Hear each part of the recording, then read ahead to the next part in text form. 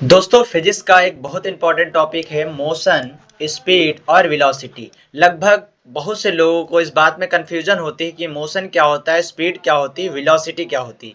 तो आइए आज हम लोग इसको बहुत विस्तार से समझने वाले हैं।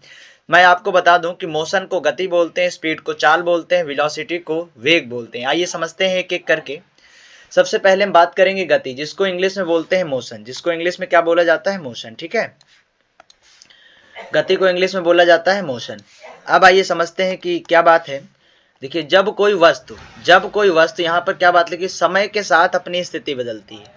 जब कोई वस्तु समय के साथ अपनी स्थिति बदलती है तो उसे हम क्या कहते हैं? तो हम उसे गति कहते हैं। ठीक है, फॉर एग्जाम्पल, उदाहरण, चलती हुई बस समय के साथ एक जगह से दूसरी जगह पहुंच जाती है। ठीक है, यानी कि वो मोशन में थी, मोशन करके दूसरी जगह पहुंची।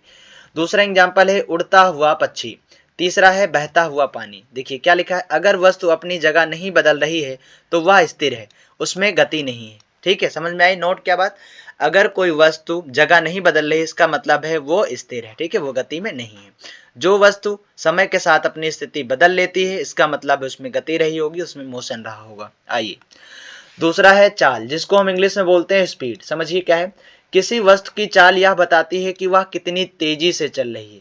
किसी वस्तु की चाल यह बताती है कि वह कितनी तेजी से चल रही। फार्मूला होता है चाल बराबर दूरी बटे समय। जैसे अगर एक कार 100 किलोमीटर दूरी को 2 घंटे में तय करती है तो हम क्या करेंगे, दूरी रख देंगे 100 और 2 घंटे में तय कर रहे इसको काट देंगे, तो कितना आ जाएगा? 50 किलोमीटर प्रति घंटा। तो इसकी रफ्तार आ गई, मतलब वो कितनी तेजी से चल रही, 1 घंटे में 50 किलोमीटर की रफ्तार से वो चल रही है। दूसरी बात, चाल में दिशा नहीं होती है। चाल में दिशा नहीं होती, ये इंपॉर्टेंट पॉइंट है, आपको याद रखना है। आइए आगे, तीसरा है आपका वेग, जिसको हम इंग्लिश में बोलते हैं वेलोसिटी। जिसको हम इंग्लिश में क्या बोलते हैं? वेलोसिटी।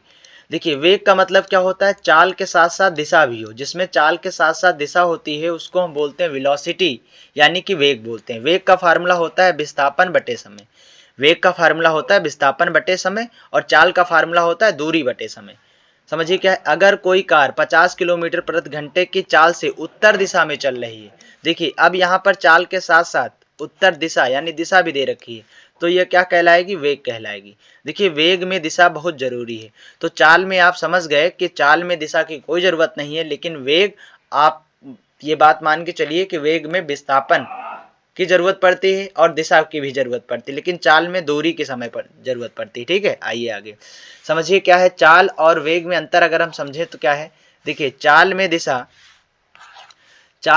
नहीं होती है, लेकिन वेग में दिशा होती है। अच्छा, चाल दूरी पर निर्भर करता है। फार्मूले में आपने देखा चाल बराबर दूरी बटे समय। वेग किस पर निर्भर करता है? विस्थापन पर निर्भर करता है, यानी कि विस्थापन बटे समय होता है उसमें।